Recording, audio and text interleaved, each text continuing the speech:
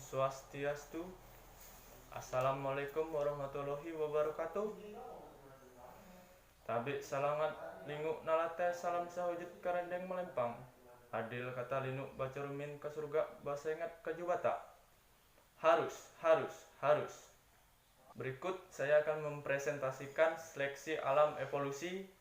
Nama Iwayan Nama, kelas 12 IPA 2, guru pembimbing Made Pujangga SPD. Evolusi adalah proses perubahan makhluk hidup yang terjadi dalam jangka waktu yang sangat lama dan secara perlahan-lahan sehingga akan terbentuk spesies baru. Tanda-tanda evolusi: adanya faktor keturunan yang diwariskan turun-temurun, adanya variasi sifat keturunan, adanya hubungan kekekalan sifat dengan keadaan alam. Ciri-ciri evolusi. Evolusi adalah perubahan dalam satu populasi, bukan perubahan individu. Perubahan yang terjadi hanya frekuensi gen-gen tertentu, sedangkan sebagian bersifat gen tidak berubah. Evolusi memerlukan penyimpangan genetik sebagai bahan mentahnya. Dengan kata lain, harus ada perubahan genetik dalam evolusi. Dalam evolusi, perubahan diarahkan oleh lingkungan, harus ada faktor pengaruh sehingga evolusi adalah perubahan yang selektif. Mekanisme evolusi. Mutasi adalah perubahan materi genetik gen kromosom yang dapat diwariskan secara genetik pada keturunannya. Mutasi ini akan menghasilkan alel baru, kemudian melalui proses perkawinan kombinasi akan menghasilkan variasi baru. Seleksi alam, seleksi terhadap anggota populasi sehingga anggota yang kuat dan sehat yang dapat bertahan hidup. Teori Darwin, survival of the fittest.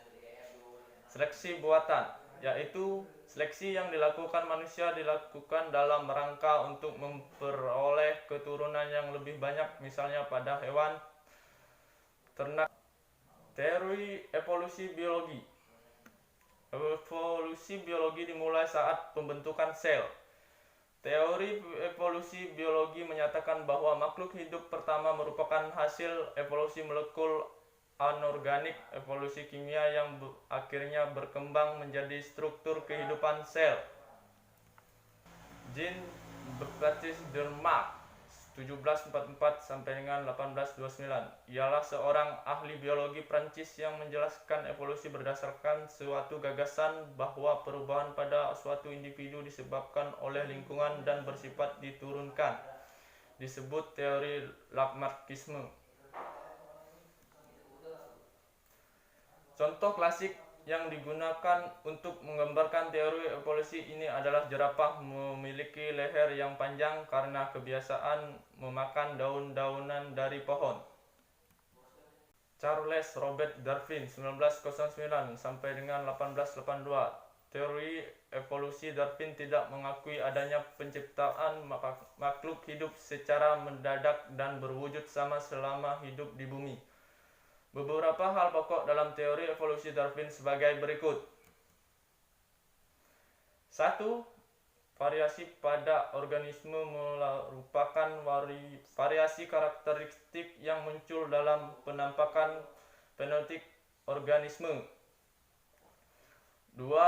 Terjadi seleksi alam dalam kehidupan organisme. Individu yang mempunyai variasi yang sesuai dengan lingkungan dapat tetap bertahan hidup dan berkembang biak. Namun, individu yang mempunyai variasi yang tidak sesuai dengan lingkungan akan tersingkir.